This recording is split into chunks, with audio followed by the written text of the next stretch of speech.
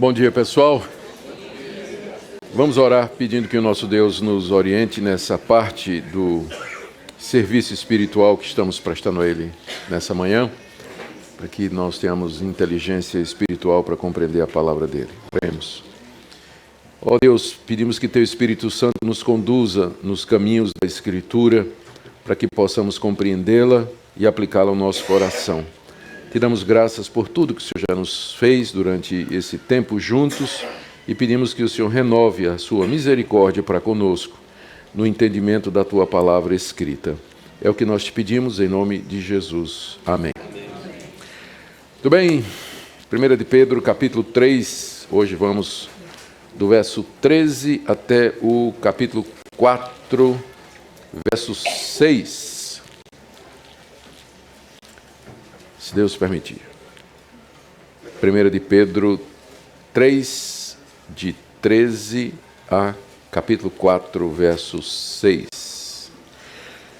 E como sempre, vamos fazer uma breve recordação do que aconteceu até agora, para não perdermos o fio da meada.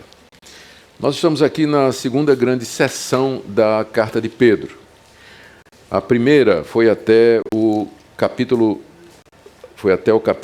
3, verso 7, onde Pedro deu orientações práticas para os cristãos sobre como eles deveriam viver à luz da grande salvação que nos foi concedida em Cristo, por Deus, no poder do Espírito, que foi o tema do capítulo 1, de 3 até 12. E depois, então, de falar dessas implicações de como nós devemos viver uma vida santa, amar os irmãos, desejar a palavra, viver em comunidade, ter um procedimento exemplar entre os pagãos, submeter-nos às autoridades, aos patrões, reciprocamente marido e esposa. Pedro agora foca no procedimento dos cristãos, mais especificamente debaixo de perseguição e em meio ao sofrimento. Não é que Pedro não tinha falado sobre sofrimento antes. Não tem um capítulo da carta em que ele não fale sobre sofrimento. Só que aqui ele faz de maneira mais focada, direta, consistente. Isso passa a ser o tema mesmo, a partir de agora, do que ele está escrevendo. E a gente tem que lembrar a razão, né, pela qual há essa ênfase tão grande de Pedro na questão do sofrimento e como os cristãos deveriam enfrentá-lo. O motivo evidente é o contexto em que Pedro escreveu. Ele escreve durante o reinado de Nero, pouco tempo antes de começar a grande perseguição em Roma, promovida por esse imperador, mas quando já a hostilidade dos pagãos em relação aos cristãos estava escalando, estava aumentando e era perceptível em todo lugar. Pedro escreve com o objetivo de confortar aqueles irmãos no meio da perseguição e orientá-los sobre como eles deveriam proceder debaixo de toda aquela provação que veio sobre eles. Eles eram maltratados pelos patrões, pelos vizinhos, pelos conterrâneos, eram ameaçados de morte, ameaçados de prisão, eram questionados sobre a fé que eles professavam em Cristo Jesus. Todo mundo falava mal dos cristãos naquela época, com algumas poucas exceções. Então, como se vive num ambiente desses? Esse contexto está tão longe da situação brasileira que, às vezes, a gente lê 1 de Pedro e não consegue se identificar muito. Mas, de fato, nós temos que dar graças a Deus pela grande liberdade que nós desfrutamos do nosso país. No primeiro século, ser cristão tinha um preço a ser pago para isso. E os cristãos, eles corriam risco constante de perder a sua integridade, sua segurança, seus bens, e a sua família, a sua liberdade e assim por diante.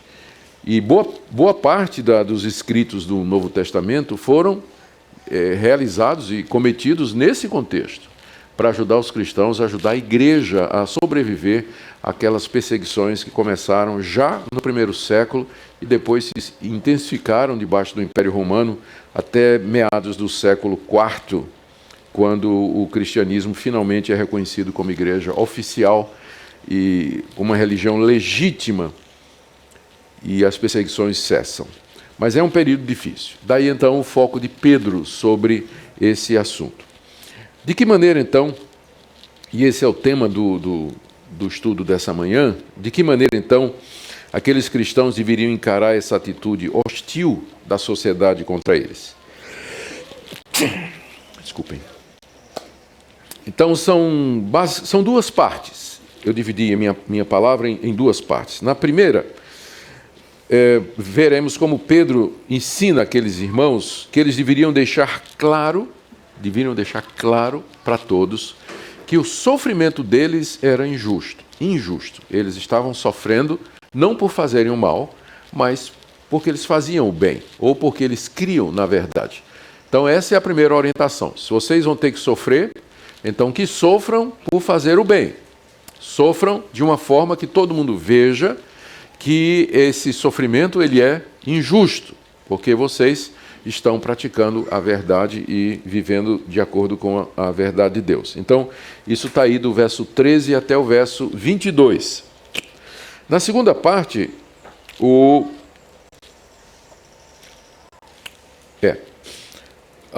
ainda dentro do... Desculpa, isso aí vai do verso 13 até o verso 17. Perdão. Eu tenho, na verdade, são três partes aqui. A primeira do verso 13 até o verso 17, onde eles deviam deixar claro que estavam sofrendo por conta da justiça.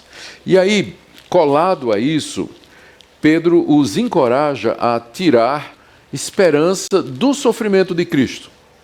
Ele vai falar de que eles são seguidores de Jesus Cristo e que Jesus Cristo passou pelo mesmo padrão: sofrimento, exaltação. E junto com o exemplo de Cristo, ele apresenta a situação de Noé. É onde tem aquela passagem difícil que diz que Cristo foi pegar os espíritos em prisão. Nós vamos tentar entender aquela passagem à luz desse contexto maior de consolação em meio ao sofrimento. E depois, feito isso, então, no capítulo 4, agora sim, não é? Capítulo 4 de 1 em diante, o apóstolo Pedro os encoraja a seguir a Cristo no caminho da santidade, ou seja, no meio de toda aquela perseguição, considerando o fato de que Cristo já morreu para o pecado e que eles estavam unidos a Jesus na morte e na ressurreição, eles deveriam viver uma vida santa no meio daquele ambiente hostil no qual eles estavam inseridos. Então, como o restante de Pedro, é uma passagem muito densa. Praticamente não tem uma frase em Pedro que não tenha conteúdo teológico que precisa ser exposto. Na segunda carta de Pedro, ele reclama que os escritos de Paulo são difíceis. Agora, eu imagino que Paulo deve ter dito a mesma coisa de Pedro, né? Que os escritos de Pedro também são complicados, né? Não é tão fácil assim. Então, hoje nós temos duas passagens, as duas passagens mais difíceis da carta, nós vamos ver hoje, porque elas estão juntas, que é capítulo 3, verso 19 e capítulo 4, verso 6. Então, bom, se nós conseguirmos chegar até lá, nós tentaremos dar uma explicação para essas duas passagens bastante conhecidas e disputadas. Então, vamos lá. Começar com a primeira orientação de Pedro: se vocês vão sofrer, então que deixem claro de que vocês estão sofrendo por fazer o bem e não por fazer o mal. Verso 13 a 17, leiamos. Ora, quem é que vos há de maltratar se fordes zelosos do que é bom? Mas ainda que venhais a sofrer por causa da justiça, bem-aventurados sois. Não vos amedronteis, portanto, com as suas ameaças, nem fiqueis alarmados. Antes santificai a Cristo como Senhor em vosso coração, estando sempre preparados para responder a todo aquele que vos pedir razão da esperança que há em vós. Fazendo todavia com mansidão e temor, com boa consciência, de modo que naquilo que falam contra vós outros, fiquem envergonhados os que difamam o vosso bom procedimento em Cristo.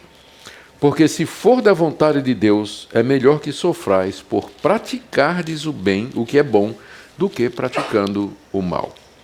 É aqui que Pedro, então, dá essa primeira orientação. Sofram por fazer o que é bom e não por fazer o que é mal. E dentro dessa parte, tem três orientações sobre como eles deveriam fazer isso. A primeira maneira de você deixar claro de que se você está sofrendo é porque você está fazendo, se você está sofrendo é porque está fazendo bem e não mal, é você zelar pelo que é bom. Está no verso 13. Quem é que vos há de maltratar se fordes zelosos do que é bom? Se os cristãos zelassem pelo que é bom, pelo que é certo, pelo que é correto, então quem haveria de maltratá-los?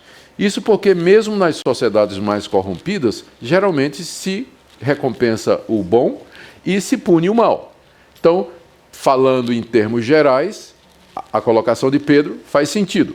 Se vocês fazem o que é certo, se vocês são bons cidadãos, se você é uma boa esposa, se você é um bom empregado, se vocês são bons súditos, que são as categorias que ele tratou antes, então quem é que vai maltratar vocês? Porque geralmente só se persegue, só se castiga, só se maltrata quem faz o mal. Mas se vocês fazem o bem, então não vai acontecer muita coisa. Então isso é o que geralmente acontece e essa deveria ser a regra que os cristãos seguiriam. Se eles querem deixar claro que as perseguições as críticas contra eles são injustas e que são por causa de religião e não de ética, eles deveriam então ser zelosos do bem. Os cristãos deveriam zelar pelo seu comportamento, na escola, no trabalho, em casa, na vizinhança, no prédio, no condomínio, enfim, onde eles estão inseridos na sociedade, eles sempre serem defensores e praticantes do que é bom, isso já cortaria a ocasião a quem deseja fazer crítica. Mas às vezes acontece que mesmo você fazendo bem, aliás, e porque você faz o bem, você é perseguido. E aí que vem a segunda orientação dele aqui no verso 14. Mas ainda que venhais a sofrer por causa da justiça, Pedro então reconhece que há situações em que mesmo fazendo o bem, mesmo em que a pessoa esteja praticando o que é correto, a perseguição vem. E aí, nesse caso, a orientação de Pedro é que a pessoa não se amedronte. Está aí no verso 14. Ainda que venhais a sofrer por causa da justiça, bem-aventurados sois. Não vos amedronteis, portanto, com suas ameaças, nem fiqueis alarmados. O que Pedro está fazendo aqui é lembrando uma passagem do Sermão do Monte, nas Bem-aventuranças, quando Jesus Cristo disse: bem-aventurados são os perseguidos por causa da justiça. Ora, se Deus disse que ele vai abençoar os que são perseguidos por causa da justiça, e Pedro diz que os cristãos ali se encaixavam nisso, então eu não devo temer o homem, porque Deus é maior do que o homem. Se Deus abençoa, eu não vou ter medo das ameaças, né, que ele fala aqui. Não tenha medo das suas ameaças, nem fiquem alarmados. Então, primeiro, eu vou fazer o bem para não ser perseguido. Mas mesmo se eu fizer o bem, eu for perseguido, eu não vou ter medo e nem vou ficar alarmado com as ameaças dessas pessoas, porque Deus disse que se eu sofrer por causa da justiça e da verdade, eu sou bem-aventurado. Então, como Deus é maior do que os homens, eu vou andar pelo que Deus diz. Essa é a segunda orientação de Pedro. Não tenham medo se vocês estão sofrendo por praticar o bem, porque Jesus Cristo disse: bem-aventurados os que são perseguidos por causa da justiça. Ou seja, a bênção de Deus está sobre vocês, ainda que os homens façam ameaças contra vocês. E, ao contrário, e aqui nós já entramos no verso 15, Pedro diz: santificai a Cristo como Senhor em vosso coração, estando sempre preparados para responder a todo aquele que vos pedir razão da esperança que há em vós. Essa expressão santificar Cristo no coração significa colocar a Cristo como sendo aquele que é o Senhor da sua vida no seu coração. Se você tem a Cristo como o Senhor da sua vida, e isso de coração, plenamente, intimamente, você não vai temer o Senhor César, o Kyrios, o imperador. Se você temer a Cristo, santificá-lo como Senhor no seu coração, então você não vai ter esse temor dos homens. Você vai saber que o Senhor Jesus, Ele é dono da sua vida, Ele protege, Ele cuida de você e Ele haverá de abençoá-lo, mesmo com todas as dificuldades que você enfrentar. E aí, ainda no verso 15, junto com isso, santificar Cristo como Senhor no seu coração, e esteja pronto para responder a todo aquele que pedir razão da esperança que é em vós. A mensagem do cristão era essa, que a esperança dele não estava aqui nesse mundo, mas no retorno do Senhor Jesus Cristo, que haveria de julgar o mundo, haveria de punir os ímpios e dar a salvação àqueles que são seus. Essa é a esperança dos cristãos. E os pagãos perguntavam: mas qual o motivo disso? Onde está baseada a sua esperança?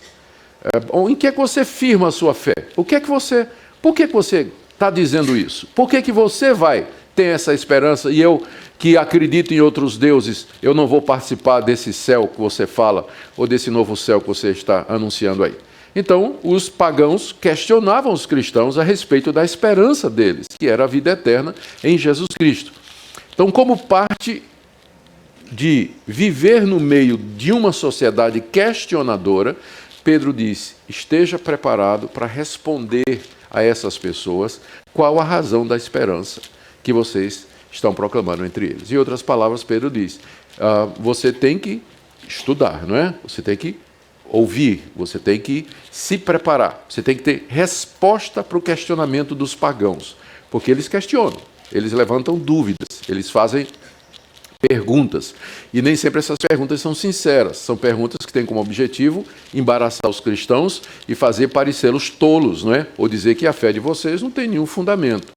Então, como parte de viver numa sociedade hostil, questionadora, Pedro orienta os cristãos a estar preparados para dar resposta. A palavra resposta aqui, ou o verbo responder, é de onde vem a nossa palavra apologia, que é uma palavra que tem um fundo no ambiente daquela época, um fundo legal. Alguns então chegam até a dizer que Pedro aqui tem em mente o ambiente do tribunal, em que o cristão foi acusado e ele foi levado diante do tribunal, e lá ele precisa apresentar uma defesa de por que é que ele diz que Cristo é Senhor e não César.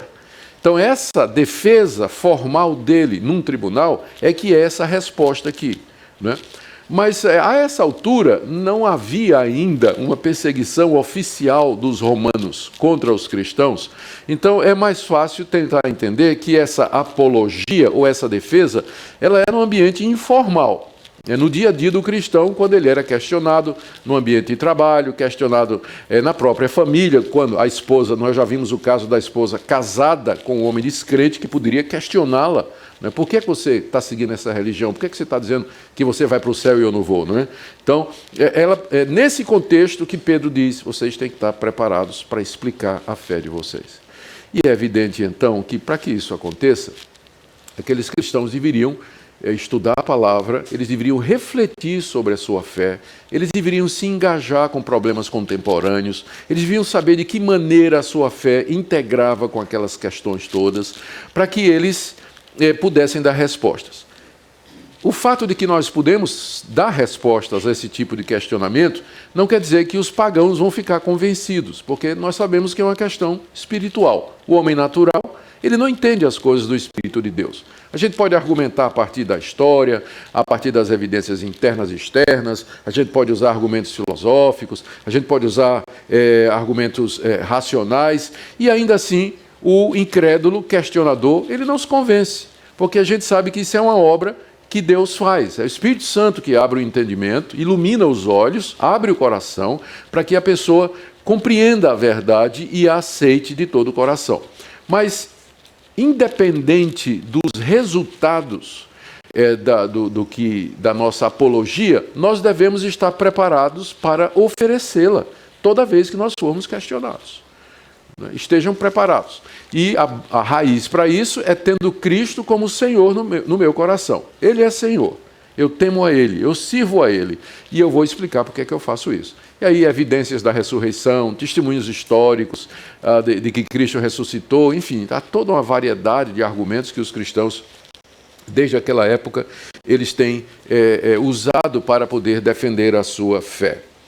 Vocês notem que Pedro tinha dito que a maneira por excelência de nós defendermos a nossa fé e responder aos críticos é o comportamento. Ele vem dizendo isso até agora. Então ele diz, pelo bom comportamento de vocês, vocês vão calar a boca dos caluniadores.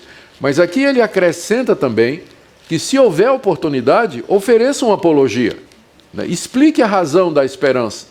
Porque um bom comportamento aliado a uma boa explicação são dois argumentos poderosos para convencer alguém, né? Agora, você pode ter, às vezes, um bom comportamento e uma péssima explicação. Aí não ajuda muito. Ou o contrário, você pode ter a resposta na ponta da língua, mas seu comportamento destrói tudo. Então, as duas coisas juntas que pode, então, dar resposta àqueles que nos criticam. Agora, note que logo, ainda no mesmo, no verso seguinte, Pedro explica de que maneira essa apologia deveria ser oferecida. Dando essa resposta, todavia, o todavia é porque o que Pedro disse antes poderia dar a impressão que os cristãos poderiam entrar em debates, debates acirrados, acalorados com os pagãos, discutindo com eles e tudo. Mas Pedro diz que você tem que fazer isso, todavia, apesar do caráter apologético da resposta, tem que fazer isso com mansidão e temor, com boa consciência. Muito argumento bom se perdeu por conta da maneira como ele foi apresentado. Às vezes você está certo, mas no fim você perde pelo modo como você expôs o seu argumento. E isso é muito comum acontecer. Você encontra uma pessoa que ela está correta, ela tem uma compreensão adequada da verdade, mas ela não consegue transmitir isso sem injuriar, criticar, condenar e humilhar o outro. No final, quem é que perde? Ele. Porque a maneira como você diz as coisas, às vezes, destrói aquela coisa dita. Por isso que Pedro aqui, ele fala, esteja preparado para dar uma apologética, uma apologia, uma resposta, uma explicação para a sua fé, mas faça isso com mansidão. Faça isso com boas palavras, porque a palavra dura suscita ira e a palavra branda desvia o furor. Então não é só você saber a verdade, mas também saber transmitir a verdade. Infelizmente, a gente vê isso muito hoje nas mídias sociais. O pessoal parte para briga e para confronto e para insulto e uma série de outras coisas que acabam fazendo um desserviço ao Evangelho. Um desserviço ao Evangelho. Então, a maneira é essa, no verso 16, com mansidão e temor. Temor aqui é mais no sentido de respeito para com as pessoas. Tendo uma boa consciência, ou seja, sabendo que aquilo que você está dizendo é aquilo que você de fato acredita. E que suas intenções são puras. Você quer estabelecer a verdade de Deus, você não quer simplesmente ganhar um debate. A sua consciência é boa, você está com a consciência tranquila que você está entrando ou se engajando na apologética, da defesa da fé, pelos motivos corretos. Olha o efeito disso. Pedro diz que se você fizer isso, no verso 16, de modo que naquilo que falam contra vós outros, fiquem envergonhados os que vos difamam o vosso bom procedimento em Cristo. O resultado é que você vai deixar o adversário envergonhado. Porque ele vai dizer, não é possível, porque como uma pessoa que é capaz de responder dessa forma, ela não se altera, ela não está irritada, ela não está se vingando ou me caluniando, apesar de tudo que eu estou dizendo, mas ela me responde com respeito e com temor e com mansidão. Essa pessoa, será que ela não está dizendo a verdade mesmo? E no fim pode acontecer até que aqueles que falam mal dos cristãos, eles vão ficar envergonhados.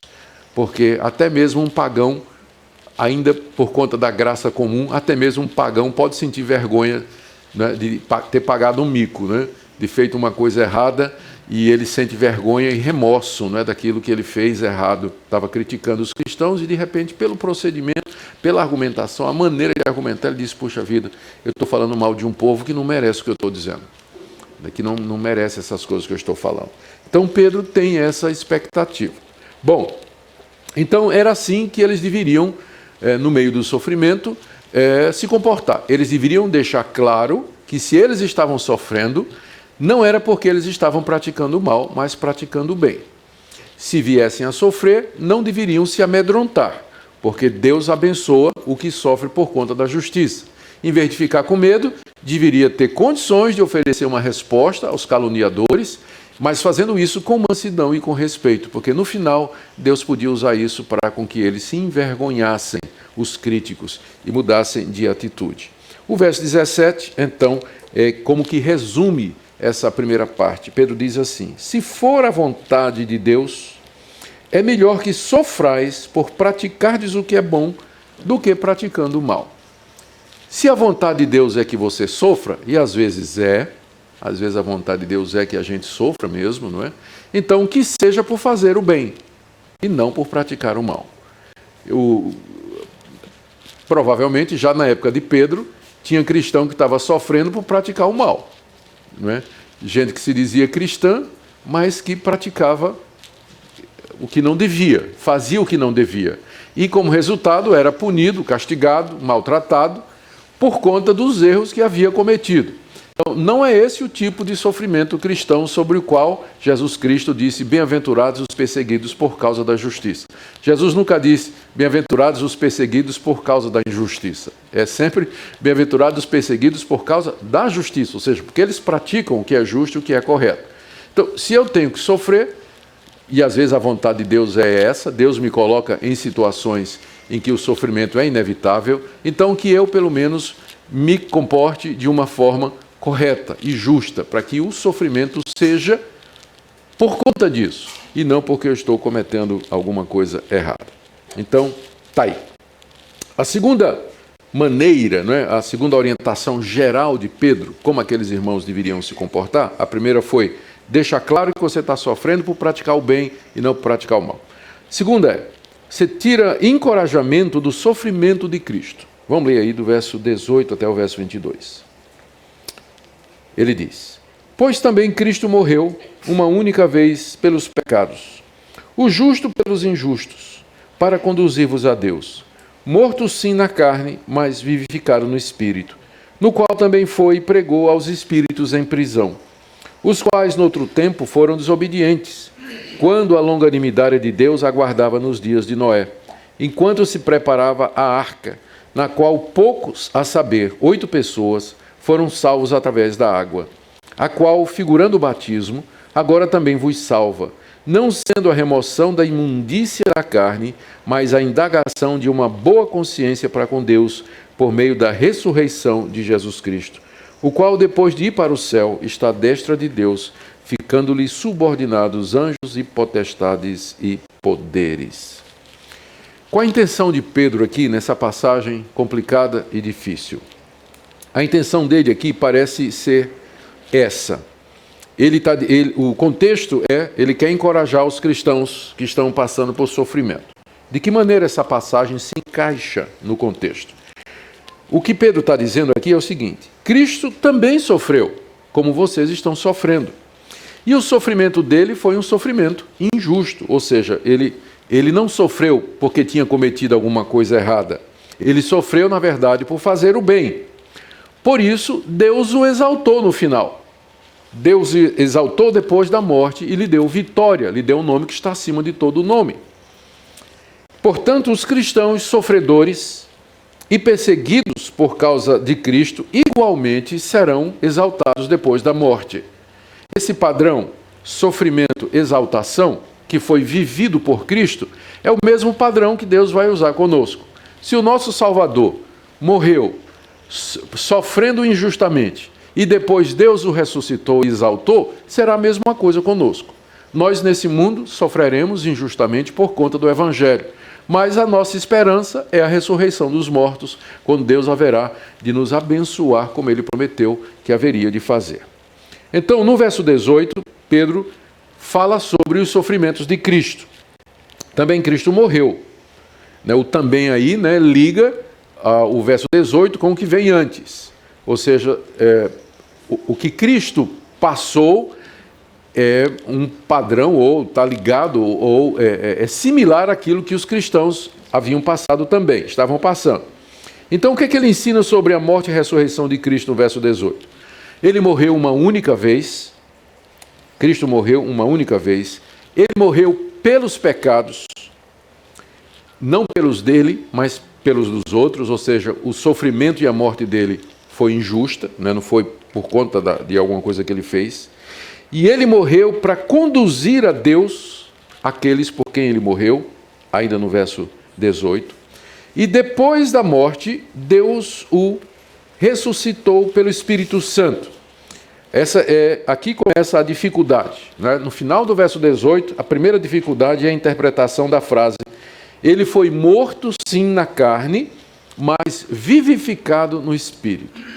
Então, o que é que Pedro quis dizer com isso? A primeira parte, ele foi morto na carne, não é tão difícil, porque está dizendo que Jesus, porque ele era homem como nós somos, ele morreu fisicamente, a morte dele foi real, ele experimentou a morte na carne, não é? No corpo, ele morreu sem dúvida nenhuma. Ao contrário do que alguns, já no século I, estavam dizendo que a morte de Cristo era uma ilusão. Eles eram chamados de docetistas, que a morte de Cristo era uma ilusão, porque o corpo de Cristo não era real, porque Deus não podia se tornar matéria, porque a matéria em si é pecaminosa. Então esse pessoal negava, primeiro, a encarnação, negava a morte de Cristo e mais ainda a sua ressurreição. Eles são chamados de docetistas, era um tipo de gnosticismo que já estava começando a partir dessa época.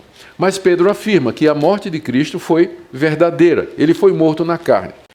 A segunda parte da frase começa a complicar, a começar pela palavra espírito. Que espírito é esse que Pedro se refere aqui? É que Cristo é o espírito de Cristo como homem, ele foi morto na carne, mas depois da morte ele continuou vivo, em espírito. Ele continuou, ele sobreviveu à morte em espírito. Ou o espírito aqui é com E maiúsculo. E aí, no caso, é uma referência à ressurreição. Ele morreu na carne, mas o Espírito de Deus o vivificou ao terceiro dia. A minha tradução, que é Almeida atualizada, ela traduziu com E minúsculo. Então, os tradutores da minha Bíblia, da Bíblia Almeida, quantos tem aqui essa Bíblia que eu estou usando? A maioria, né? Que é a Bíblia mais popular do Brasil. Então, os tradutores, eles interpretaram que o Espírito aqui é o Espírito de Cristo. Quer dizer, ele morreu, mas continuou vivo em espírito. Como nós, depois da morte, nosso espírito vai continuar vivendo. Então, está se referindo a isso aqui. Mas, se você tiver aí uma Almeida corrigida, ou fiel, ou NVI, você já vai ver que ele traduziu com E maiúsculo, dizendo que é o Espírito de Deus. E, portanto, está se referindo não à sobrevivência depois da morte. Embora Cristo, claro, sobreviveu depois, continuou vivendo depois da morte, mas está se referindo à ressurreição, que é a opinião que eu acho que está mais correta. Então, o E aí, para mim, é com E maiúsculo. Ele foi morto na carne, mas vivificado pelo Espírito. O Espírito de Deus o ressuscitou ao terceiro dia. Por que isso é importante? É por conta do verso seguinte. Porque o verso seguinte, o verso 19, diz assim: no qual Espírito, ele também foi e pregou aos espíritos em prisão. Ora, se Espírito, no verso 18, é o Espírito de Cristo, está se referindo ao que aconteceu depois da morte dele, então o verso 19 nos obriga a acreditar que depois da morte, Cristo foi pregar aos espíritos em prisão. Não é isso? É o pensamento lógico. Mas se o E aí é o Espírito de Deus, então é saída para pregar aos espíritos em prisão, não é necessariamente depois da morte dele. Mas pode se referir a qualquer outro ponto da história em que Cristo, mediante o seu Espírito, pregou a esses espíritos em prisão. Está começando a complicar, não está? Ótimo, né? Olha, eu vou dizer para vocês o que é que Lutero disse sobre essa passagem.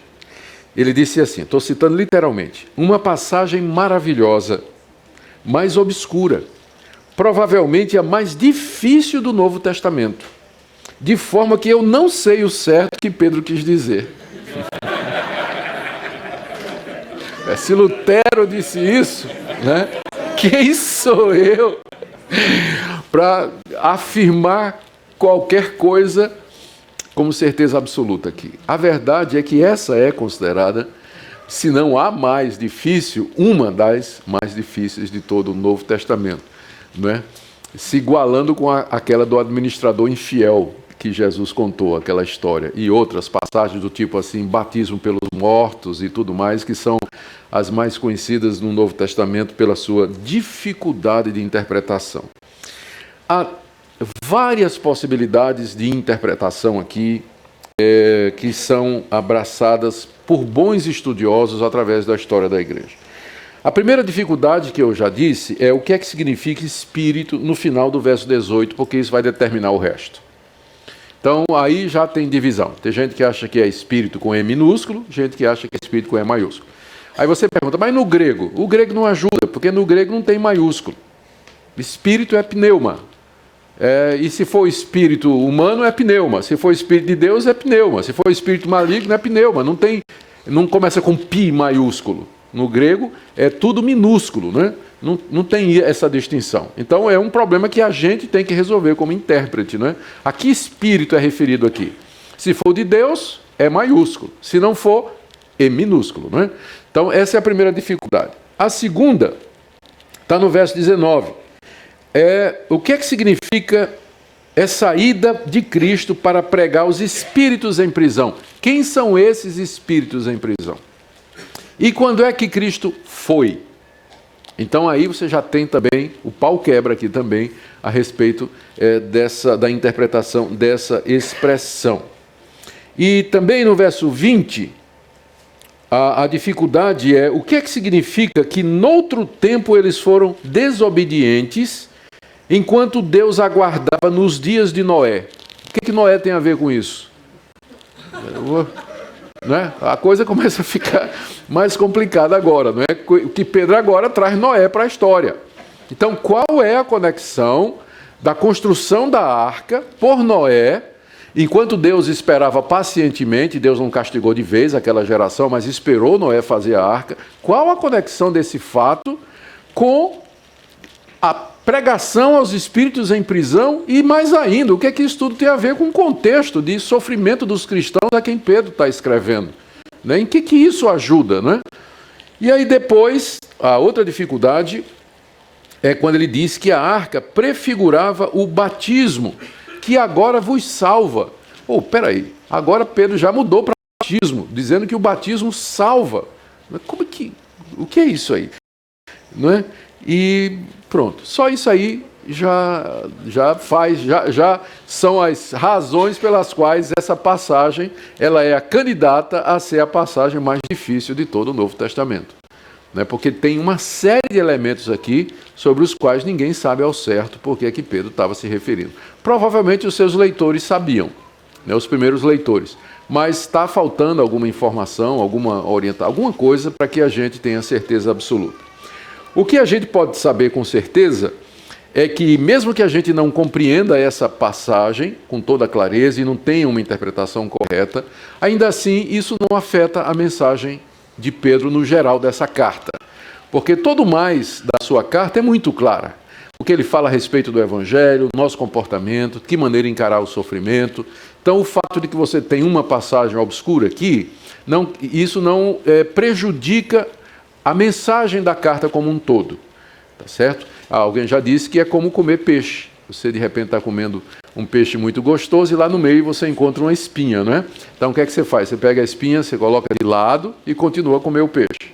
Não é? E o peixe não vai deixar de ser saboroso e gostoso porque lá no meio você pegou um espinho ou um espinho, não é? Que dificultou você comer.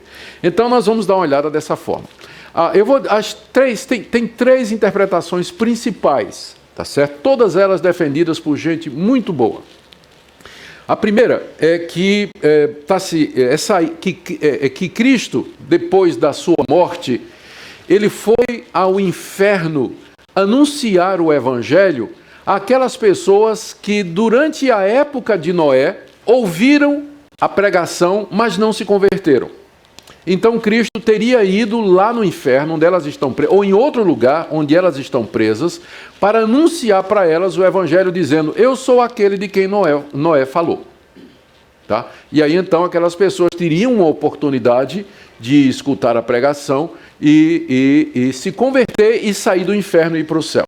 É evidente que essa pregação tem muita dificuldade, né? Esse tipo de interpretação, porque está pressupondo. A primeira dificuldade é por que ao pessoal de Noé, então, só? Porque muita outra gente nem ouviu o Evangelho. A turma na época de Noé ouviu a pregação de Noé. Mas tem muita outra gente que nem ouviu. Então por que aquele pessoal em particular? E segundo, está dando a ideia de que tem uma segunda chance depois da morte, quando a Bíblia é clara, não é? Que depois da morte segue-se o juízo, não há uma segunda oportunidade depois da morte.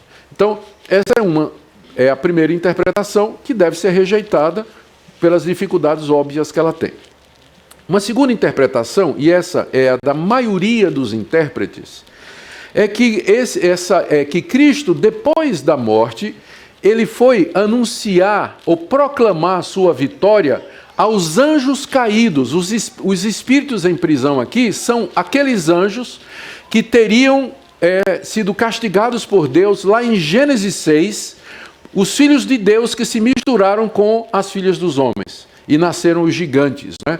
Então Deus condenou aqueles anjos, Deus os castigou, os aprisionou.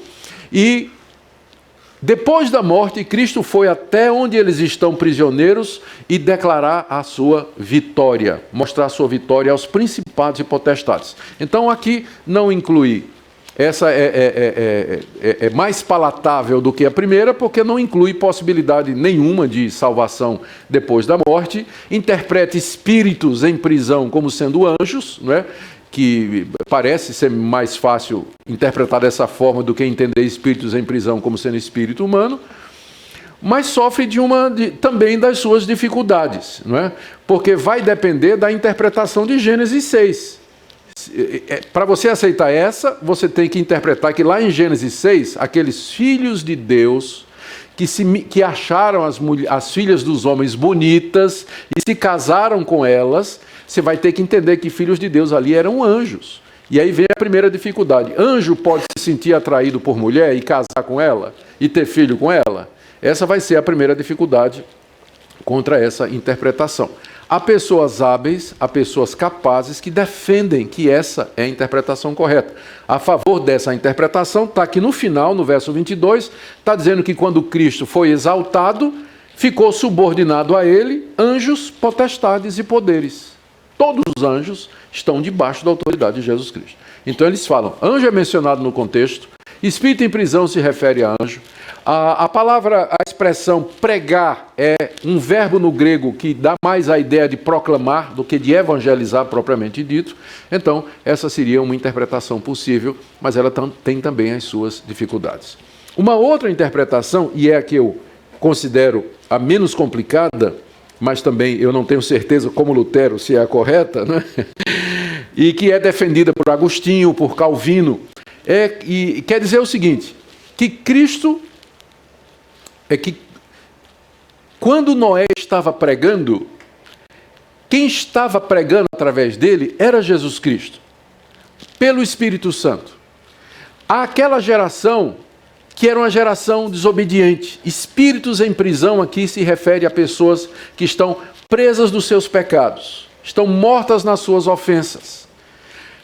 Noé era um pregador da justiça. E Cristo, através de Noé, estava anunciando, proclamando o evangelho àquelas pessoas que estavam presas nos seus pecados. Então, essa interpretação de que aí os espíritos em prisão era o povo da época de Noé, que o espírito aqui é o espírito com E maiúsculo, espírito de Deus, para mim, ela é menos complicada.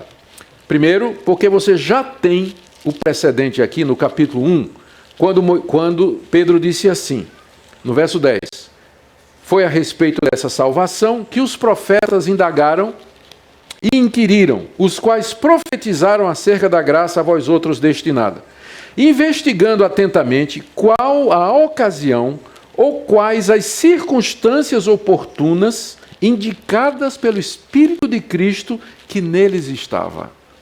Então Pedro já tinha dito que o Espírito de Cristo estava nos profetas. Qual é a dificuldade em admitir que o Espírito de Cristo estava em Noé, que era pregador da justiça? E é interessante que é assim que Pedro olha para Noé. Veja aí na 2 de Pedro, no capítulo 3, no capítulo 2, verso 5, quando Pedro diz que Deus não poupou o mundo antigo, mas preservou a Noé, pregador da justiça.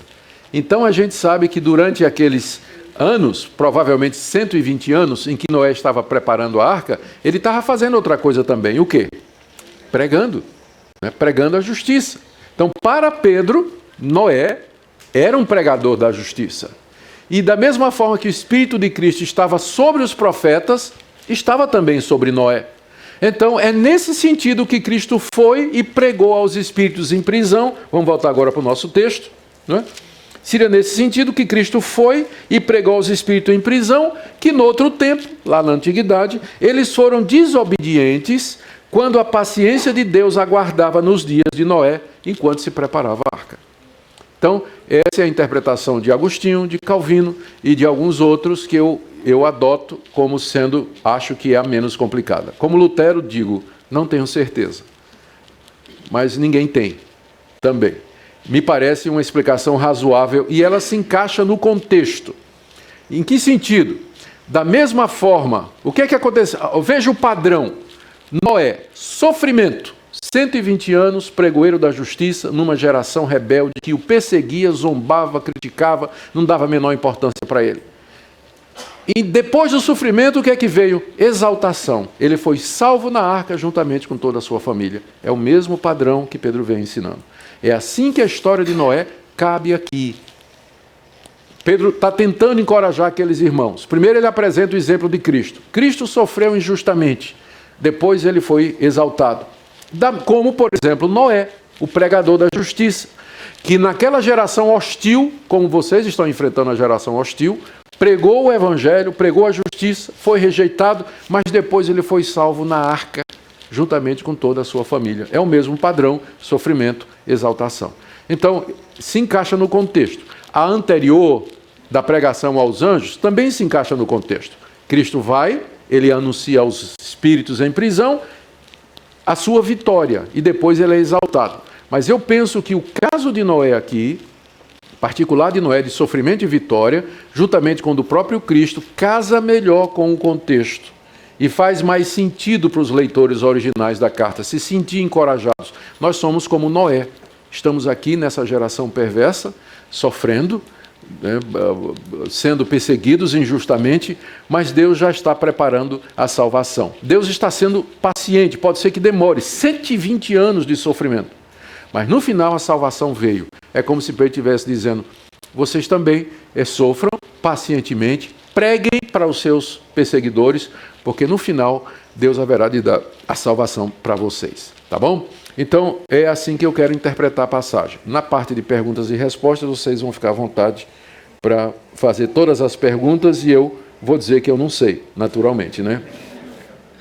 Bom, então, continuando. Pedro muda o assunto agora, né, para a questão da arca, no verso 20. E ele diz que a arca é um protótipo, um tipo, uma figura do batismo que nos salva. Tá vendo aí no verso 20? Nos dias de Noé, enquanto se preparava a arca, na qual poucos, a saber, 8 pessoas, foram salvos através da água. Talvez Pedro esteja enfatizando aqui que foram poucos os que foram salvos para alertar os seus leitores, não é? Ou seja, para verificar se eles estarão realmente entre os muitos são chamados, mas poucos os escolhidos, né? O sofrimento, ele tem esse poder de depurar, né? Para separar o joio do trigo, pensando em termos de comunidade. Mas, na verdade, foram salvas 8 pessoas apenas. Quem foram? Foi Noé, seus 3 filhos e as esposas. Então, são 8, né? 4 mais 4, 8. E, verso 21, ele diz que a arca figurava o batismo. Era uma figura do batismo, a arca. E aqui não adianta ficar tentando inferência se isso autoriza por aspersão ou por imersão. Porque alguns dizem, não, é por imersão, porque a arca estava todo mundo sepultado lá. Sim, mas e a chuva? Né? E a chuva? Não estava chovendo? Não foi assim que... Né? Não foi a chuva? Então, não adianta você usar essa passagem para tentar ver se Pedro estava pensando em imersão ou aspersão, porque pode ser usada das duas maneiras. Bom, o que ele diz aqui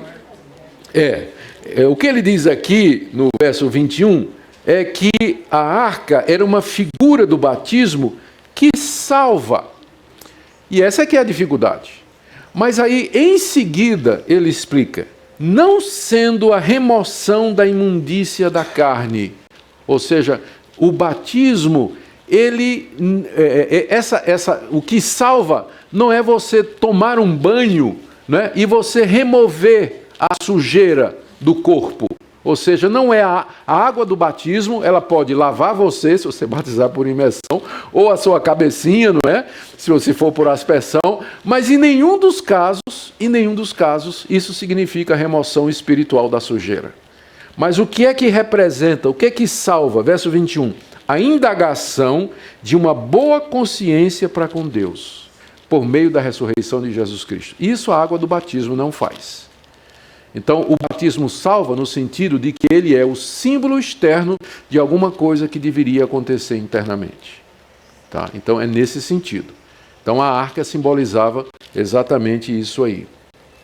E aí ele retorna o assunto de Cristo no verso 22. O qual, depois de ir para o céu, está à direita de Deus, ficando-lhe subordinados anjos e potestades e poderes. Seguindo aquele mesmo padrão. Ele primeiro sofreu, mas depois ele foi exaltado. Subiu aos céus, recebeu todo o poder no céu e na terra, e debaixo dele ficaram anjos, principados e potestades. Mesmo padrão, sofrimento, exaltação. E assim será com vocês, diz Pedro. Se vocês sofrerem com Cristo, vocês também serão exaltados com ele. Então, aguenta, irmão. Sofre fazendo bem, se for a vontade de Deus. Dá bom testemunho, dá boa resposta a quem pergunta. Faz isso com mansidão. Porque no tempo do Senhor você vai ser exaltado, como Cristo foi, como Noé foi, e também todos aqueles que foram perseguidos por conta da verdade. Bom, chegamos então na última parte da palestra de hoje, que é o capítulo 4, de 1 a 6, e eu vou correr aqui, onde agora a orientação de Pedro, toda essa orientação aqui é sobre sofrimento, não é? Mas agora ele está dizendo que nós temos que seguir a Cristo na santidade, não é? Seguir a Cristo na santidade. Vamos ler do verso 1 a 6. Ora, tendo Cristo sofrido na carne, armai-vos também vós do mesmo pensamento, pois aquele que sofreu na carne deixou o pecado, para que no tempo que vos resta na carne, já não vivais de acordo com as paixões dos homens, mas segundo a vontade de Deus. Porque basta o tempo decorrido para terdes executado a vontade dos gentios, tendo andado em dissoluções, concupiscências, borracheiras, orgias, bebedices e em detestáveis idolatrias. Por isso, difamando-vos, estranham que não concorrais com eles ao mesmo excesso de devassidão, os quais hão de prestar contas àquele que é competente para julgar vivos e mortos. Pois para esse fim foi o evangelho pregado também a mortos. Essa aqui é outra passagem difícil. Para que mesmo julgados na carne, segundo os homens, vivam no espírito, segundo Deus. Pedro introduz essa parte lembrando uma implicação da morte e do sofrimento de Cristo no verso 1. Olha o que ele fala. Ora, tendo Cristo sofrido e morrido, não é, na carne, armai-vos também vós do mesmo pensamento, pois aquele que sofreu e morreu na carne, ele deixou o pecado. Aqui é um aspecto da morte de Cristo que Pedro está trazendo agora para os seus leitores. É que Cristo, quando morreu, ele morreu para o pecado. Ou seja, ao levar sobre si o pecado dos outros, Cristo os levou para a sepultura. Ele encerrou esse assunto do pecado. Ele morreu para o pecado. Ele não tem mais nada. Ele acabou essa fase da vida dele. Quando ele ressuscita triunfante, vitorioso sobre o pecado, e ele vai servir a Deus. Então, o que Cristo tinha de fazer com relação ao pecado, ele já fez. Quem morreu, ele está se referindo a Cristo, o Cristo que morreu, morreu para o pecado, liquidou o assunto. Ora, vocês são seguidores de Cristo e já morreram com ele. O que é que isso significa? Que vocês também não têm mais nada a ver com o pecado. Vocês não vão viver mais uma vida de pecado, porque vocês já morreram para Cristo, com Cristo, para o pecado. Portanto, o pecado não deve mais ter lugar na vida de vocês. Por isso, verso 2, no tempo que resta na carne para vocês aqui nesse mundo, não não vivam mais de acordo com as paixões dos homens, mas segundo a vontade de Deus. Porque vocês morreram com Cristo para o pecado. No tempo que vocês ainda têm de vida aqui, vocês que são cristãos, conheceram a verdade, não vivam mais então de acordo com as paixões dos homens, as paixões pecaminosas, os desejos maus, os desejos ilegítimos, né? As paixões corruptas do coração. Mas vocês têm que viver de acordo com a vontade de Deus.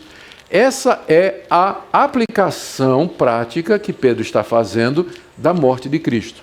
Cristo morreu para o pecado. Vocês estão unidos a Ele. Então morreram para o pecado. Logo, no tempo que vocês têm de vida aqui nesse mundo, porque vai acabar, né? O seu tempo vai acabar, né? O meu está chegando, o de vocês também. Uma hora dessa vai chegar. Mas então, no tempo que resta, não sei quanto tempo eu tenho, mas eu tenho que viver não mais com as paixões dos homens, mas viver de acordo com a vontade de Deus, que é a minha santificação. Verso 3. Basta o tempo decorrido para teres executado a vontade dos gentios, tendo andado em dissoluções, concupiscências, borracheiras, orgias, bebedice, detestáveis idolatrias. Vocês já perderam muito tempo, diz o apóstolo Pedro. Basta, meus irmãos. Vocês, antes de conhecer a verdade, era assim que vocês viviam, nas paixões humanas. Ele tem 3 categorias aqui nessa lista, né? A primeira categoria tem a ver com a imoralidade, dissolução e concupiscência. Depois com as farras, que eram muito comuns no Império Romano. Ele fala de borracheira, que é embriaguez, orgia, bebedice, e a terceira categoria era idolatria. Eram 3 coisas que caracterizavam a vida dos pagãos. Era a imoralidade, as orgias e a idolatria. Então, antes de conhecer a verdade, eles viviam assim. Basta, vocês já pecaram demais, não é? Vocês já ofenderam a Deus demais, agora vocês conhecem a Jesus. O tempo que vocês têm ainda de vida, não vivam mais de acordo com isso, mas vivam segundo a vontade de Deus, porque vocês já morreram para o pecado. E essa é a razão, verso 4, porque eles criticam vocês. Tá vendo o verso 4? Por isso que vocês não estão mais vivendo dessa maneira, difamando-vos, os pagãos, eles estranham que não concorrais com eles ao mesmo excesso de devassidão. O que ele está dizendo aqui é a razão pela qual os pagãos estavam perseguindo eles. Os pagãos achavam estranho que esses ex-pagãos não praticavam mais essas coisas, não ia mais para as festinhas, não ia mais para as baladas, né? Não enchia mais a cara, não traía a mulher, não participava dos festivais pagãos de adoração aos ídolos onde tinha prostituição. E aí os vizinhos tudo estranhando, o que aconteceu com fulano? Fulano não faz mais essas coisas. Ele não sai mais conosco, não vai mais para as farras, para as orgias, bebedices, os bacanais, ele não participa mais de nada disso. Que coisa estranha, como é que alguém pode viver assim? Os pagãos estranhavam a vida dos cristãos, por quê? Porque era completamente diferente. Era uma vida santa, era uma vida pura, era uma vida reta. Amava a esposa, era fiel à esposa, era correto nos negócios. Vivia uma vida de amor, perdoava os inimigos, não falava mal dos outros. Os pagãos diziam, mas peraí, esse cara está pensando que era o quê? E aí o que é que acontecia? O pagão se sentia o quê? Condenado. A vida dos cristãos era uma condenação silenciosa para o pagão. Porque mesmo aqueles pagãos, eles têm consciência do certo e do errado. Por conta da graça comum e da imagem de Deus. E essa é a razão pela qual o cristão é perseguido, quando ele vive a vida cristã na sua plenitude. A vida dele é uma condenação do ambiente ao seu redor. Ele não precisa nem falar, às vezes. Ele não precisa nem falar. O testemunho dele já faz com que os outros se sintam condenados nas más obras que praticam. Pedro afirma isso aqui. Essa é a razão pela qual eles difamam vocês. Eles acham estranho que vocês não pratiquem com eles esses excessos que eles praticam. Por isso, não vivam mais como eles vivem, mas segundo a vontade de Deus. No verso 5, Pedro diz para aqueles irmãos, eles, os quais hão de prestar contas àquele que é competente para julgar vivos e mortos. Então, um dia, esses pagãos vão prestar contas Há alguém que tem competência para julgar vivos e mortos. Quem é que pode julgar vivos e mortos? Quem é que morreu e reviveu? Jesus Cristo. Exatamente porque ele morreu e porque ele reviveu, ele foi ordenado por Deus como o juiz do mundo. E no dia do juízo, quem vai se sentar no tribunal, no trono do tribunal, é exatamente Jesus Cristo. Porque ele é competente para julgar os vivos e mortos. E ele então vai, nas palavras de Pedro, cobrar contas daqueles pagãos que viveram em devassidão, viveram em idolatria, em orgias, em imoralidade, todo aquele padrão de vida que a gente conhece, caracteriza não somente a sociedade daquela época, mas a nossa sociedade. É assim que vive a nossa sociedade hoje. Mas um dia eles vão prestar contas. Eles estranham o comportamento dos cristãos, deveriam estranhar, né? O comportamento dos cristãos, porque nós não participamos. Nós somos uma espécie de contracultura, né? Não somos contra a cultura. Nós somos contra a cultura, quer dizer, um movimento contrário à tendência majoritária da cultura, seus valores e seus costumes. Os cristãos representam sempre um movimento de resistência. Não vamos com eles. Nós somos diferentes, somos mesmo. E toda vez que a igreja tentou diminuir essa diferença e achar que se parecer mais com o mundo vai ganhar o mundo, quebrou a cara. Porque não é sendo parecido com eles que nós vamos ganhá-los, é sendo diferente deles que nós vamos ganhá-los e mostrar a verdade. E no dia do juízo eles vão prestar contas. E o verso 6, então, nesse contexto, é Pedro terminando essa frase, essa passagem, dizendo que a morte não é o fim. Porque uma das coisas que os pagãos diziam era: qual é a vantagem? Vocês estão dizendo que tem esperança, que Cristo ressurgiu dos mortos, mas vocês morrem igual a nós. Vocês sofrem do mesmo jeito que a gente sofre. Tem calamidade e vocês participam também. Se tem um desastre, vocês morrem igual aos outros, né? Vocês morrem como todos os outros morrem.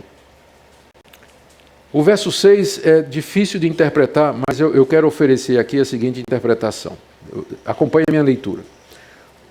Cristo é competente para julgar vivos e mortos, pois, para esse fim, para que ele pudesse julgar vivos e mortos, foi o evangelho pregado também aos que já morreram, aos cristãos que já morreram.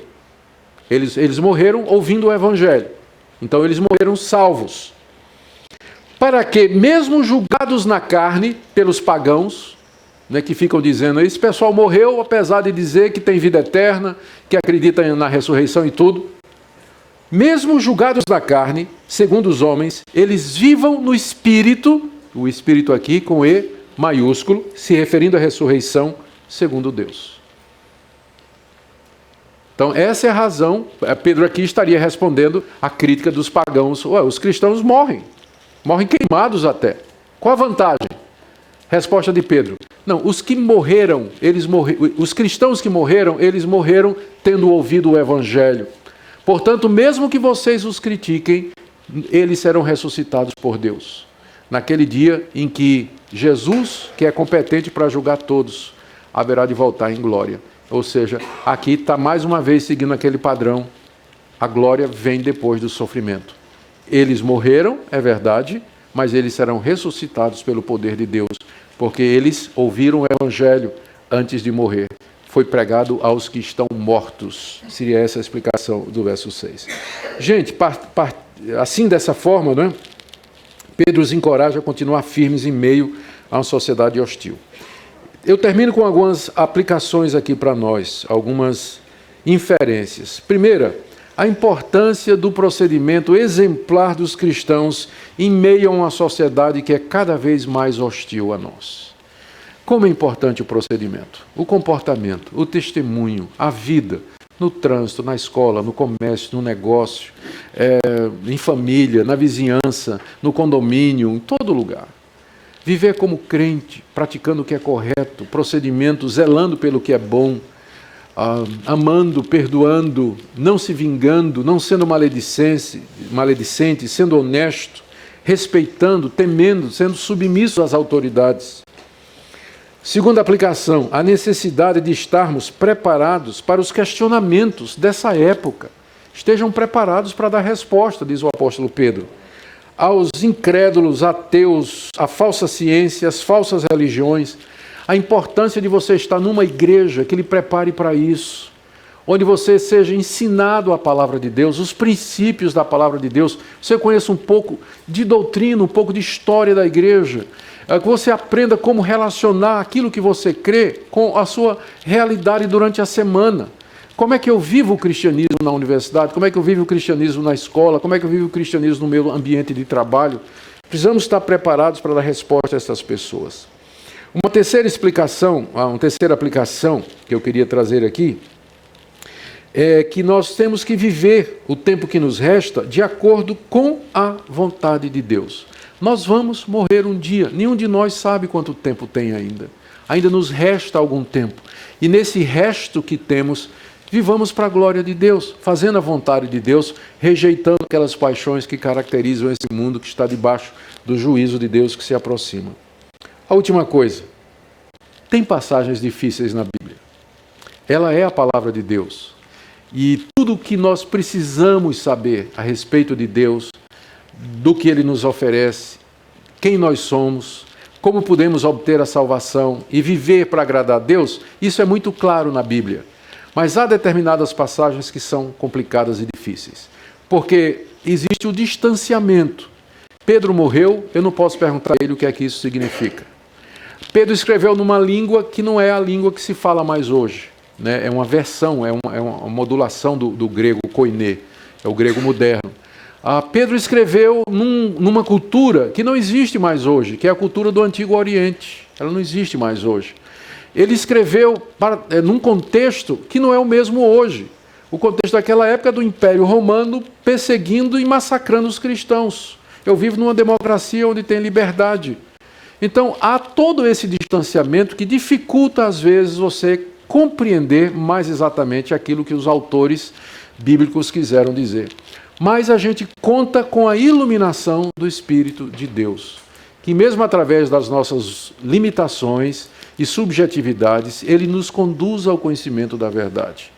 E mesmo com essas dificuldades que você encontra na carta de Pedro, essa carta tem sido usada por Deus através da história para confortar os cristãos, abençoá-los, encorajá-los, animá-los a perseguir, a prosseguir em meio ao sofrimento e às dificuldades.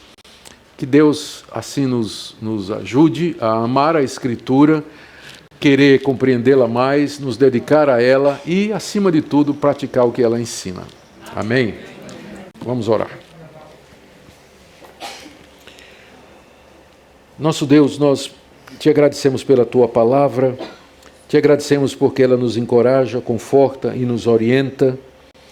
Nós te agradecemos que, apesar de não compreendermos plenamente algumas de suas partes, o Senhor cuidou que tudo aquilo que nós precisamos saber esteja claro na Bíblia.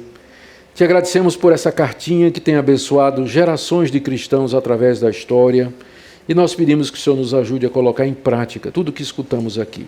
Em nome de Jesus. Amém.